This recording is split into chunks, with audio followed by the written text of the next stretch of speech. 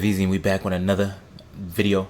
Today we're react to Jamie Raskin absolutely destroys the electrical college. I'm not gonna waste no time. Let's get right into it. Let's go. I just want to point a couple things out. We're in 2024. This is the 21st century. It is time for us to be electing the President of the United States the way we elect governors, representatives, senators, mayors, everybody else. Whoever gets the most votes wins.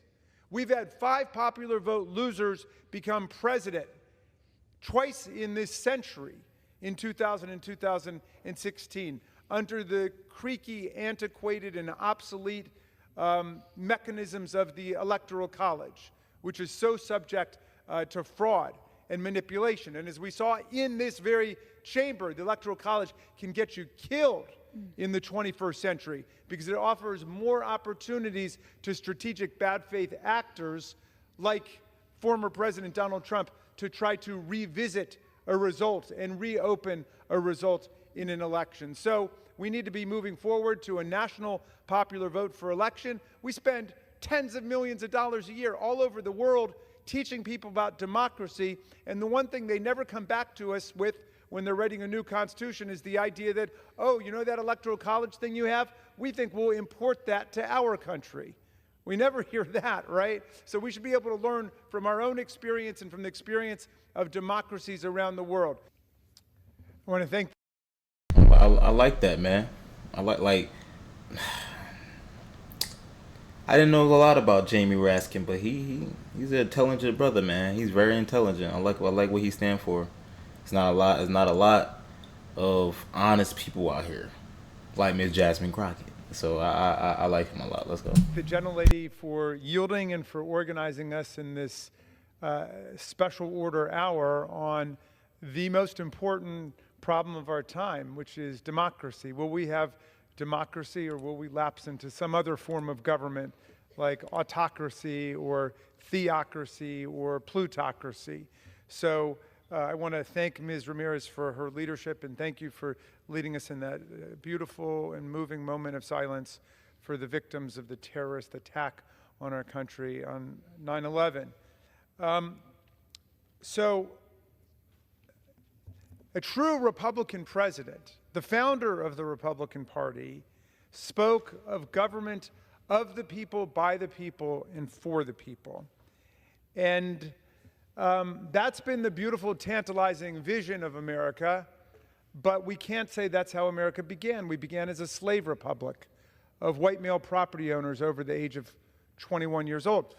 But it has been through successive waves of popular, political, social struggle and constitutional amendment that we've opened America up and come much closer to forming a more perfect union and reaching the ideal that President Lincoln proclaimed from the battlefield of Gettysburg in 1863. Still today, there are people who say on this floor, they will come to the floor, Mr. Speaker, and they say, we're not a democracy, we're a republic.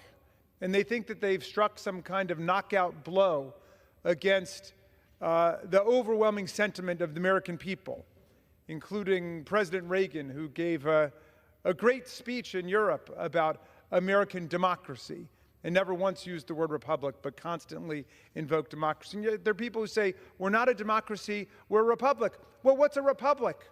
A republic is just a representative democracy, because you can't fit 300 million people in the U.S. House of Representatives or in a school board meeting. So we use Republican institutions in order to have the democratic will expressed. And if you read the Constitution the way I read the Constitution, the whole trajectory of American historical and constitutional development has been towards greater democracy, right? If you look at the amendments we've had since the original Bill of Rights, the 13th Amendment abolished slavery. The 14th Amendment gave us equal protection and due process. The 15th Amendment said no race discrimination in voting. The 17th Amendment shifted the mode of election of U.S. senators from the legislatures to the people. The 19th Amendment doubled the franchise in America by giving women the right to vote and establishing their political equality in the country. The 23rd Amendment gave people in Washington, D.C. at least the right to vote for president of the United States, although not voting representation. The 24th Amendment abolished poll taxes, and the 26th Amendment lowered the voting age to 18. So the whole movement of our history has been towards incorporating, encompassing, and including people who had been formerly disenfranchised, marginalized, and excluded from equal political participation. It's been a seesaw struggle throughout our history. There have been always people who've wanted to revoke other people's voting rights, undermine other people's voting rights, disenfranchise them, strip away their ability to register to vote. Tocqueville said in Democracy in America that he observed that democracy and voting rights in our country are either shrinking and shriveling away, or they're growing and expanding. And I want to thank the Progressive Caucus for this session, because we've got to get democracy back on the growth track in America. We've got to get away from all of the voter suppression and interference tactics that we've seen grow up, at least since 2013, when the Supreme Court rendered its dreadful decision in Shelby County versus Holder, essentially decapitating the Voting Rights Act, knocking out the pre-clearance requirement for covered jurisdictions, saying that no longer did they have to submit voting changes to the Department of Justice or to a federal district court before they could implement those voting changes. We have since seen more than 100 voter laws pass all over the country, around a half of them in the original covered jurisdictions under the Voting Rights Act. We've seen new obstacles to voter registration. We've seen massive closure of precinct voting places, mergers of different precinct voting places. I just got back from Texas, where a group of students came to see me from the University of Texas to say this is going on there right now, where the governor has closed down a polling place and then relocated one in Austin on the campus of the University of Texas, away from a well-traveled thoroughfare, a big, bright building, to putting it in the basement somewhere else on campus. But these kinds of tactics are used all over the country in order to suppress the vote. And another important ingredient to democracy is statehood. That's how communities that have been formerly disenfranchised and subordinated have been able to lift themselves up.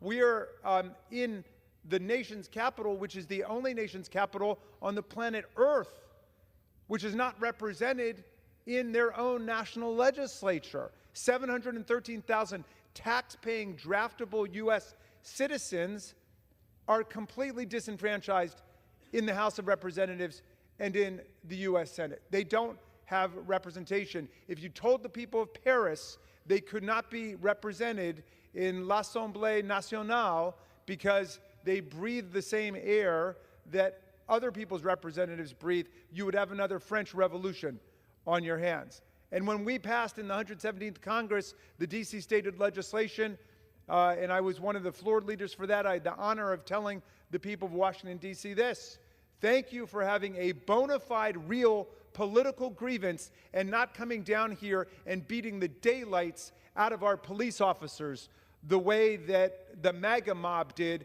when Donald Trump falsely convinced them that they had won the presidential election, which Trump had lost by more than 7 million votes, 306 to 232 in the Electoral College. No, they didn't come down and storm the chamber and try to overthrow the Constitution. They did it the right way. They had a statehood constitutional convention. They're asking for admission. We should admit the people of Washington, D.C. as an equal state into the Union using our powers under Article 4 of the Constitution. It's the same thing with 3.5 million American citizens in Puerto Rico. They should be given the opportunity to become a state as well. So we've got to keep the trajectory of democracy moving forward so we don't lapse into some other form of government. And this has been a tough time with challenges to the basic constitutional structure.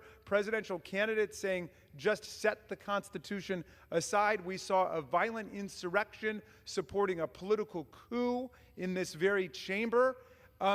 That is the alternative to moving forward with everything that we're going to be talking about tonight in terms of improving representation through ranked choice voting, in terms of campaign finance reform so we don't have money drowning out the voice of the people, filibuster reform, ethics reform at the Supreme Court. All of those things are essential, and we need the momentum of a pro-democracy movement to keep us from becoming like Vladimir Putin's country or Viktor Orban's country, any of those close buddies of Donald Trump that he invoked in the presidential debate last night, that he conscripted as character witnesses for him in this election. So we've got a very clear choice for America moving forward. I want to thank the Progressive Caucus for offering so much leadership. And we know that it's tough and it's a struggle. Frederick Douglass from my state said that if there's no struggle, there's no progress. The struggle may be moral, it may be physical, it may be moral and physical, but there must be struggle. Power concedes nothing without a demand. And, you know, John Dewey said that, that there are no ills to democracy that cannot be solved without more democracy. Democracy is the corrective to the impediments to democracy. And what we're suffering from today is the obstacles and the impediments to democracy. But we've got the means and we've got the will in the country to move forward. And I thank you for giving me this opportunity, Ms. Ramirez, and I yield back to you. He just went absolutely bonkers. Shout out to Mr. Raskin for keeping it 100 with us. Jeez, he went crazy, man. If you like the video, you like the video, man. Shout out to Raskin, bro. I love what he represents. Like, y'all let me know about Mr. Raskin down in the comment section. I don't think I ever really said nothing about him unless I'm mistaken. Y'all let me know. But I got way more videos to do. Make sure you subscribe to the channel, like the video. If you like the video, hit that notification bell so you get notified when your boy upload, which is almost every single day, twice a day, sometimes, maybe 3. But yeah, y'all, I love y'all. Peace and love, baby, and we out.